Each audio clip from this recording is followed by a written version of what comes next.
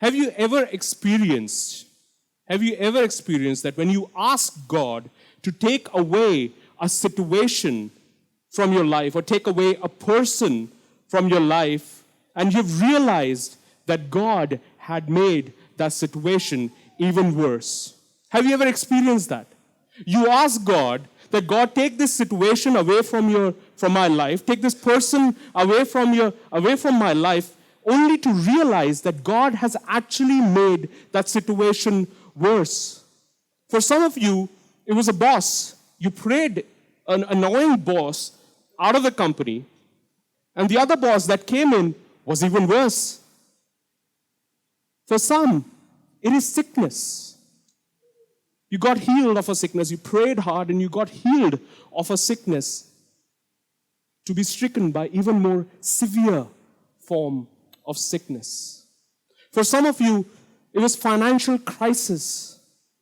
Your car's AC conked off. You prayed in some money to get car AC fixed, only to realize that the gearbox gave up.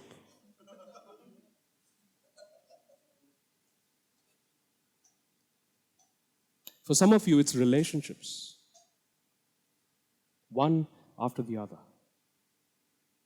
For some of you, it's jobs.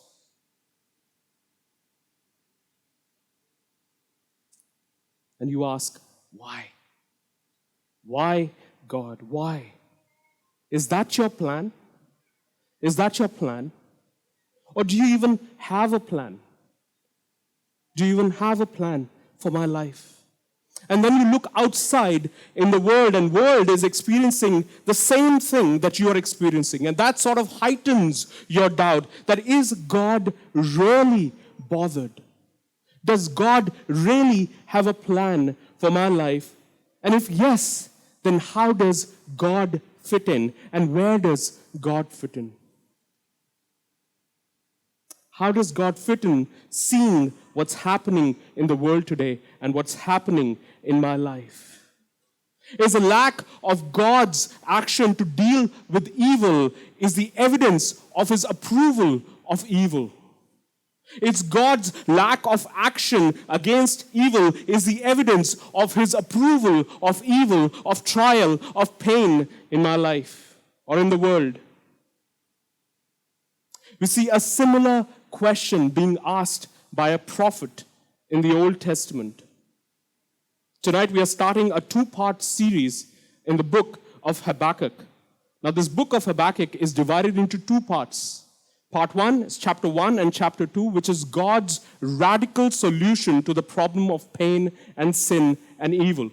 And part 2 is chapter 3, which is Habakkuk's radical response to God's solution. And while you quickly run to index to look for the book, let me give you some background to the book of Habakkuk. What's happening? What has happened so far? You see, to understand the book of Habakkuk, you need to understand the history of Israel. So let me give you a bit of a history as you turn your pages to the book of Habakkuk. When King David died, you all know King David? When King David died, he passed on baton to his son Solomon, the wisest man on earth. And when Solomon died, his son Rehoboam took over. Now it was under Rehoboam's tyranny that Israel, the crown jewel of God, was divided into 2 different kingdoms. Southern kingdom consisting of Judah and Benjamin, and northern kingdom consisting of rest of the tribes of Israel. And if you want to read more about it, you can go to 1 Kings chapter 12. You see, all the kings of the northern kingdom did evil in the sight of the Lord. Not even one of them was a good king. And as a result of their rebellion and their wickedness, God sent them into exile, into captivity by the Assyrians. On the other hand, the southern kingdom had some good kings. They were few and far apart, but they still had some good kings. And that's probably the reason why God delayed judgment on the southern kingdom, which is Judah and Benjamin. Josiah was the last righteous king in the lineage of the southern kingdom. He made sure that all the idols were thrown out of Judah, and all the places of worship, the high places of other gods, were burned down. But when Josiah died, 4 kings followed him, and all 4 were wicked and evil. Now God has had enough of Judah. He wants to judge them. He wants to judge their sinfulness, their rebellion, and their wickedness. But when you judge a nation, there's always a problem, especially with Judah. The problem with Judah is God wants to judge this nation, but Judah has this righteous remnant. People who still love God, people who are still faithful to God, people who are still faithful to God's law. And that's where Habakkuk comes in. That's where Habakkuk comes in. Habakkuk is a prophet. And prophet's role is to represent God to his people and people to God. And in this book, primarily, Habakkuk is taking people's case and presenting it to God. He's taking people and presenting them to God. Let's get into chapter 1.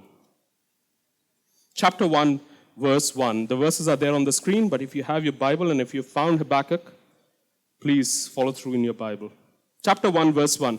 The oracle that Habakkuk the prophet saw. Verse 2.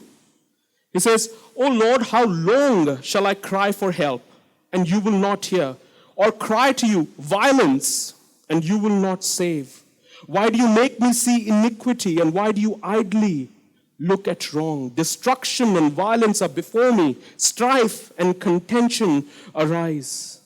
Habakkuk is questioning God and asking him, how long, O Lord, are you going to watch this? You see the anguish. You see the frustration. You see the pain and anger in Habakkuk's voice. He's saying, God, how long will you see this? Can't you see?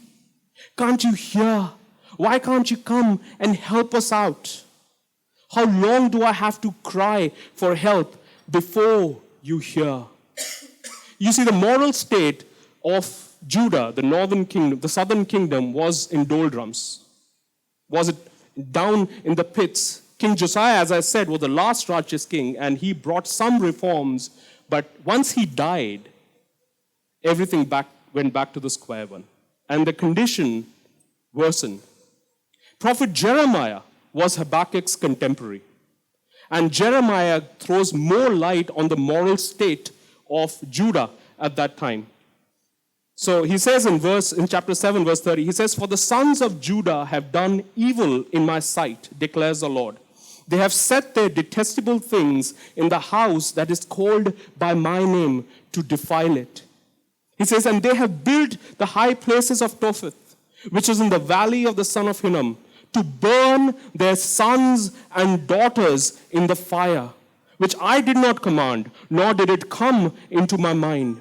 And then he says in chapter 9, verse 3, he says, they bend their tongue like a bow. Falsehood and not truth has gone strong in the land, for they proceed from evil to evil, and they do not know me, declares the Lord. Verse 5, everyone deceives his neighbor, and no one speaks the truth. They have taught their tongue to speak lies. They weary themselves committing iniquity. Verse 6, heaping oppression upon oppression and deceit upon deceit. They refuse to know me, declares the Lord.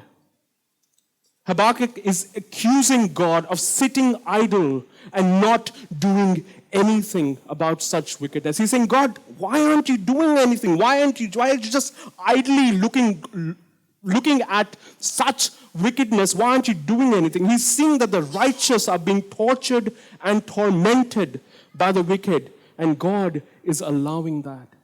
He's not just able to equate and compute in his head, why is God allowing that?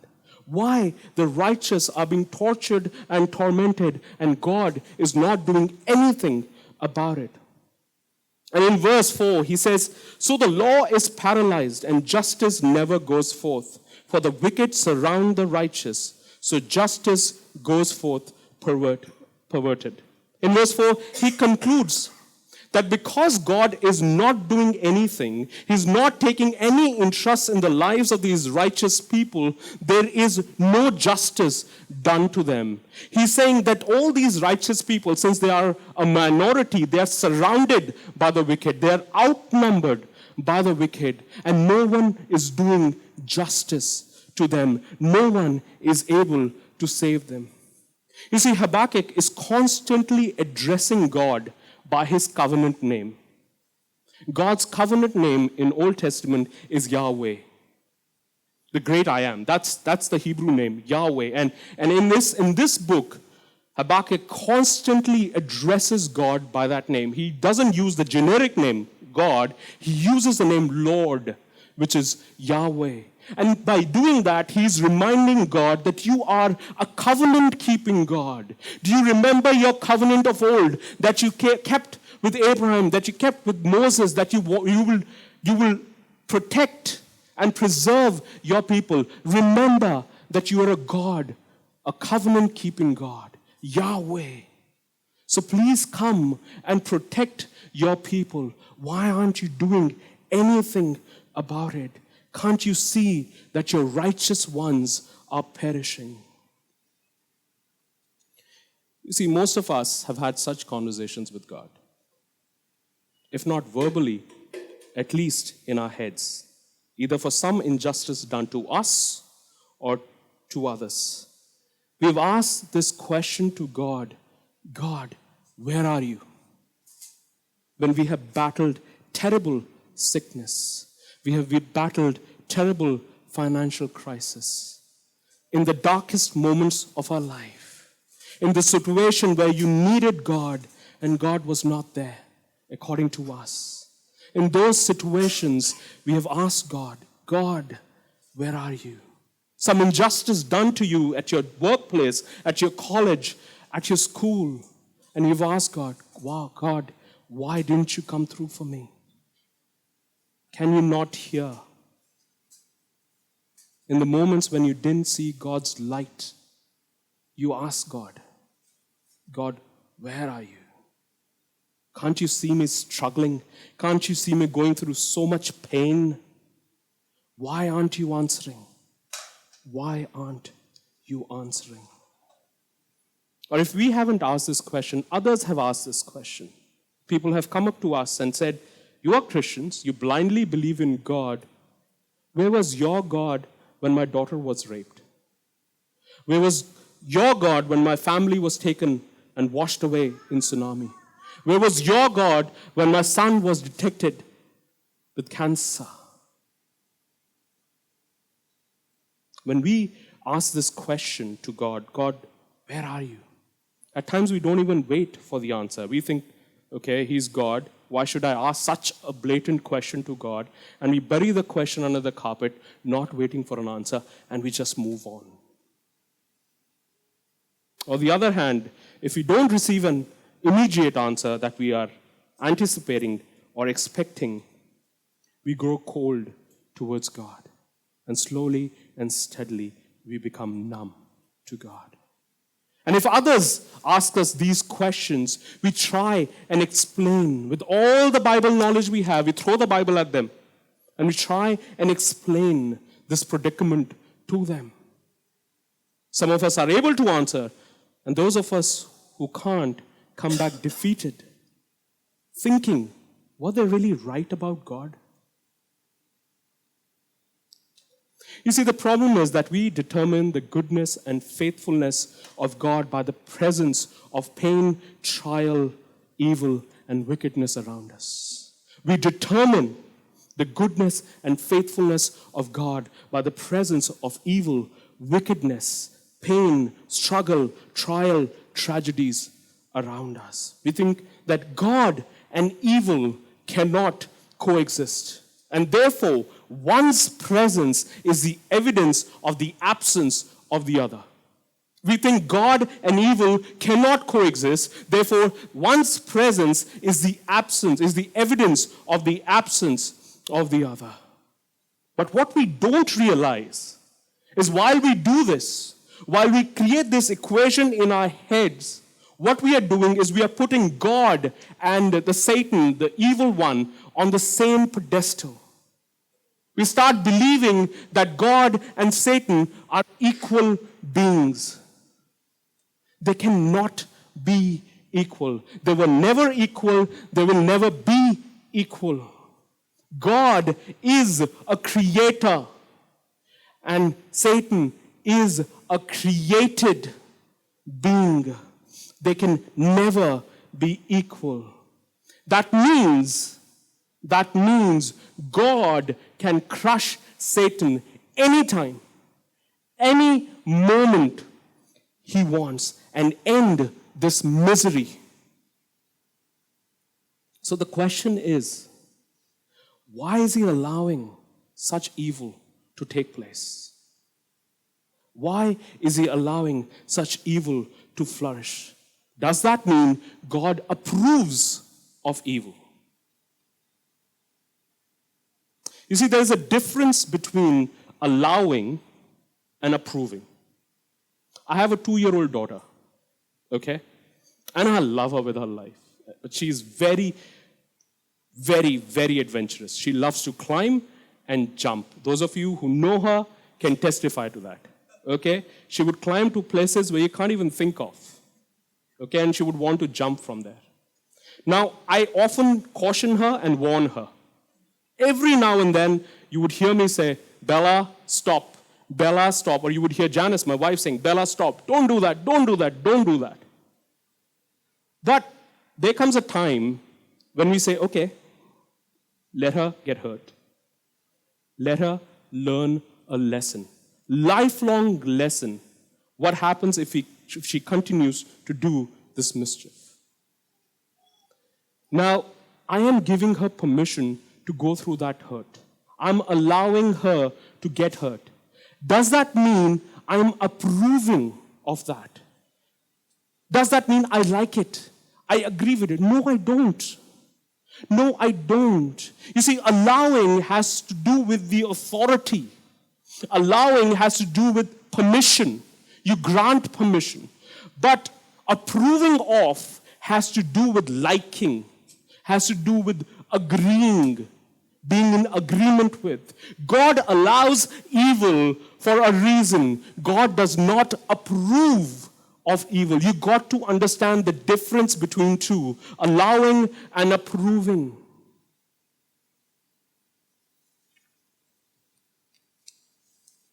God allows evil, wicked to flourish, but does not approve of it.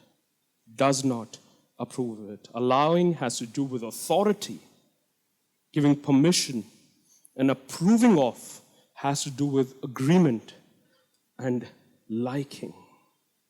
So God has a plan. And that's what Habakkuk is asking. God, do you really have a plan? Doesn't look like. Do you really have a plan? Verse 5. Verse 5. God responds now.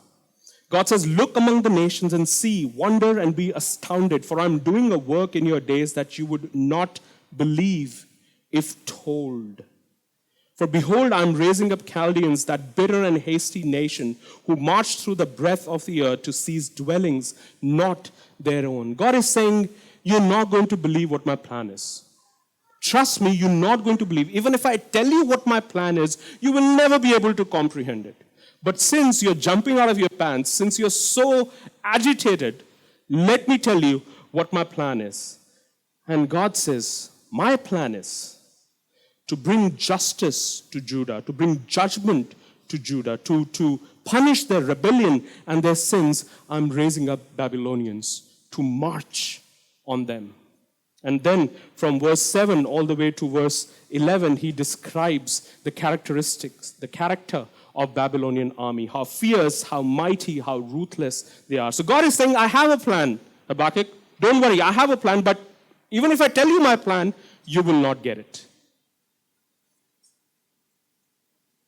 And then Habakkuk responds. Verse 12. He's saying, are you not from everlasting, O Lord my God, my Holy One? We shall not die. O Lord, you have ordained them as a judgment, and you, O rock, have established them for reproof. You who are purer of eyes than to see evil and cannot look at wrong, why do you idly look at traitors and remain silent when the wicked swallows up? He's saying, God, he's nicely saying, in verse 12, he's nicely saying, he's like, God, remember you are God. Okay, don't forget you're God. You're the everlasting one. From the beginning to the end, you are God. Remember that. And is this your plan? Really? Them? This bunch, Babylonians. And in verse 13, you really see the problem. Why is he saying like that? You see, in verse 13, Habakkuk is saying, God, you got Babylonians. First of all, you got Babylonians to judge Judah. On top of that, was Judah not enough to torment and torture these righteous people, that you're bringing Babylonians to torture and torment them? What were you thinking? What were you thinking? And he again reminds him, God, you are holy. You're a holy God. You can't look at evil. So how can you possibly conceive a plan where a more wicked nation is ready to swallow up a nation which still has a righteous remnant? How can he even conceive, Lord, being holy, a plan like this? How can you allow Babylonians to deal with your people, your covenant people, in such a way? How can you allow them to decimate the promised land and your covenant people? And in verse 14 to 16, he uses this image. Let me read for you. From verse 14 to 16, he says, you make mankind like the fish of the sea, like crawling things that have no ruler. He brings all of them up with a hook. He drags them out with his net. He gathers them in his dragnet, so he rejoices and is glad. Therefore, he sacrifices to his net and makes offerings to his dragnet. For by them he lives in luxury and his food is rich. He's just going on, he's pouring his heart. He's pleading for his case. And he's saying, Lord, can't you see our helplessness? Even you have ceased to be our ruler. We are orphans. We are vulnerable to attack. And he says, these Babylonians, with their might, they will capture us. And they will rejoice. What a great catch, they will say. They will rejoice. And then they will worship and sacrifice to their God. Their God, in this case, is their power and might. Because of their power and might, they are getting richer and fatter. And he says, Lord, Yahweh, what are you doing? Is that really your plan? Is that really your plan? You see, Habakkuk's earlier problem was that he was questioning God, do you really have a plan? God, do you really have a plan for us, righteous people who are left in Judah? And when God revealed his plan to them, his problem now is, God, this is your plan? Really?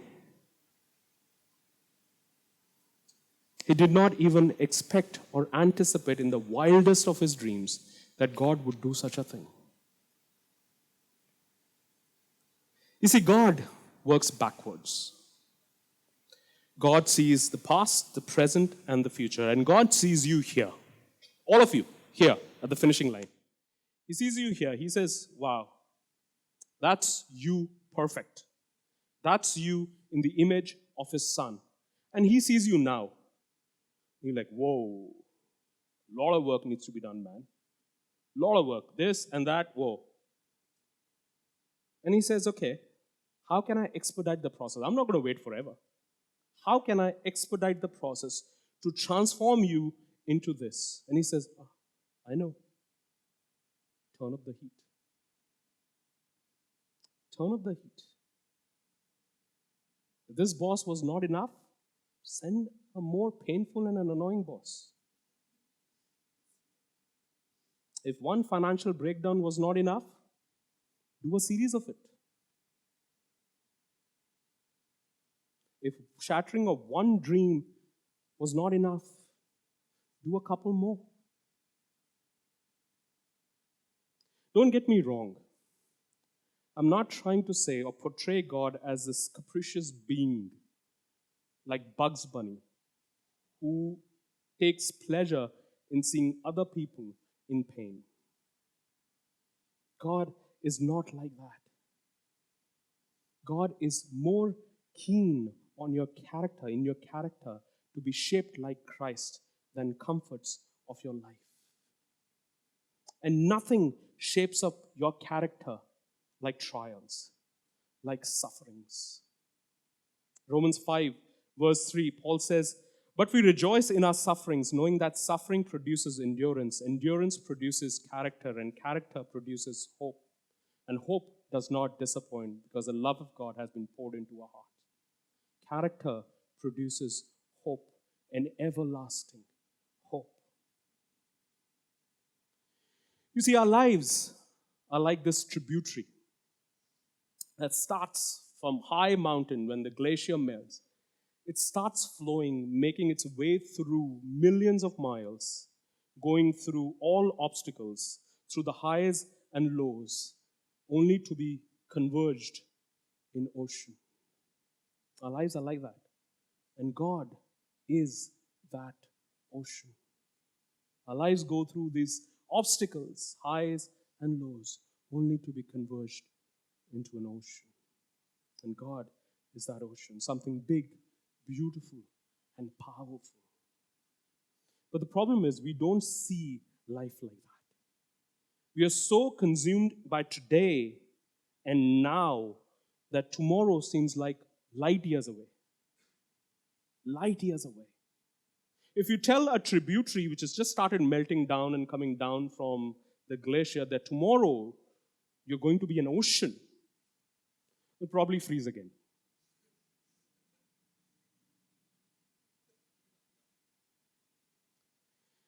God's plan seems like a slow torture that doesn't come to an end, does it?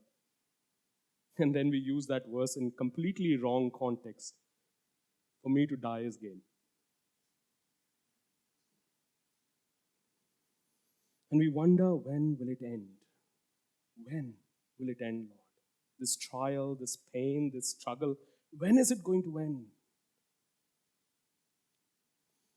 Verse 17, Habakkuk asks the same question. He says, is he then to keep on emptying his net? Keep on emptying his net and mercilessly killing nations forever. And he says, I will take my stand. I will stand at my watchpost and station myself on the tower and look out to see what he will say to me and what I will answer concerning my complaint.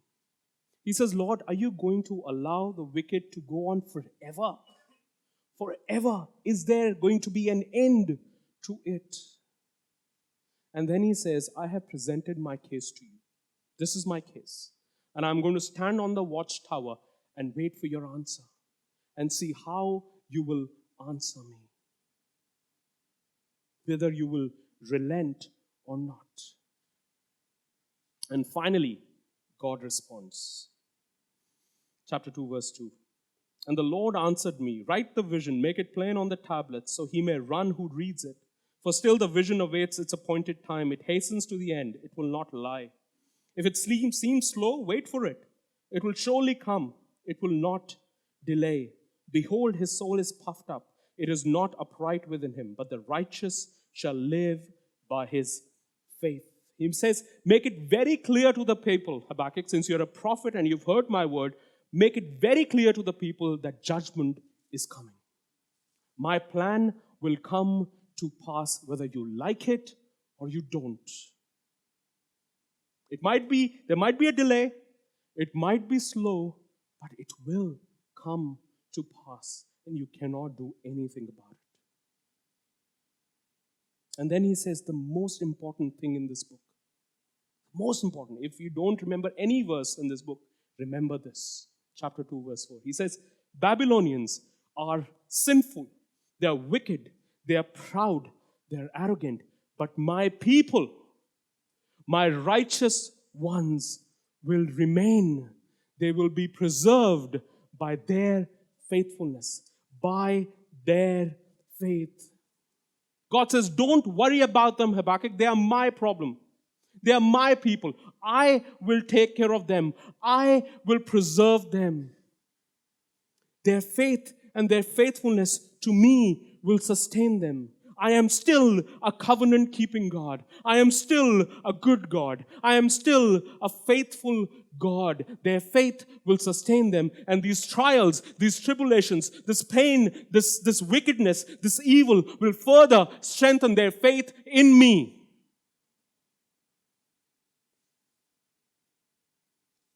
He says, don't worry about them.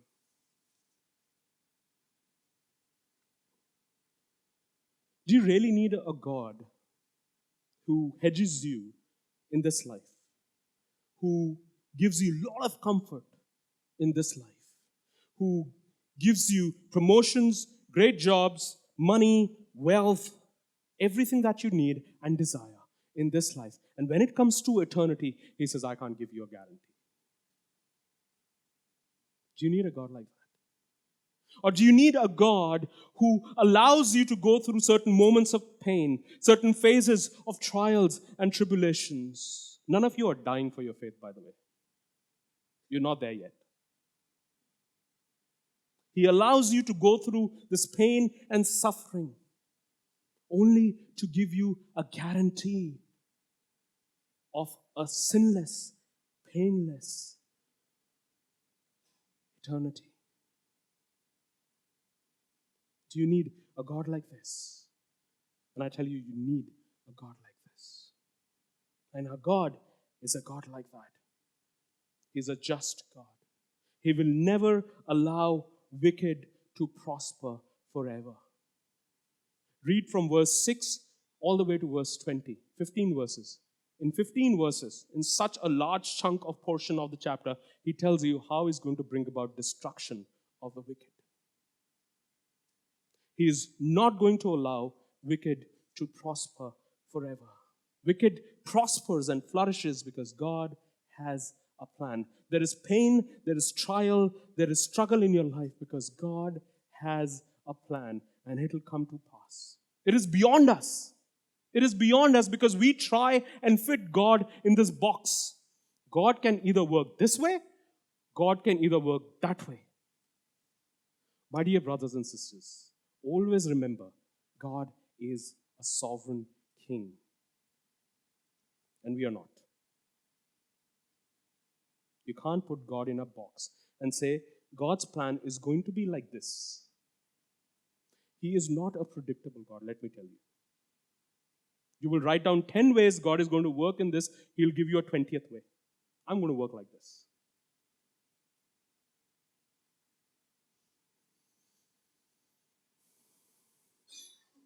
He preserves his people. He preserves his people. And that's how you measure his goodness and faithfulness. Not by the presence of wicked, evil, pain, strife in you, in your life and around you. You measure his goodness and faithfulness by the way he preserves his people for eternity. Not by the presence of or absence of evil. So 3 things to remember from this story. God is sovereign and he always has a plan. But his plan might not be our plan. Might not even be close to what we thought or planned. But through it all, he preserves us for eternity. I know now why Peter rebuked Jesus. Peter rebuked Jesus in Mark chapter 8. Jesus told him his plan that I'm going to go and I'm going to die on the cross. And Peter said, he rebuked Jesus. I understand why. Because I'm sure it was completely ludicrous. Completely mental plan for disciples. Messiah is going to die. God is going to die. It's crazy. Doesn't make any sense. Does it? God is going to die.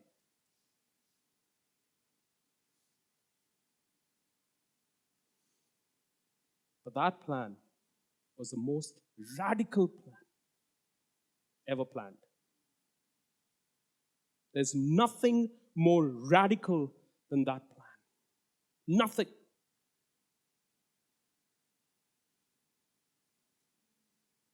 Christ dying for you and me so that our lives can be preserved.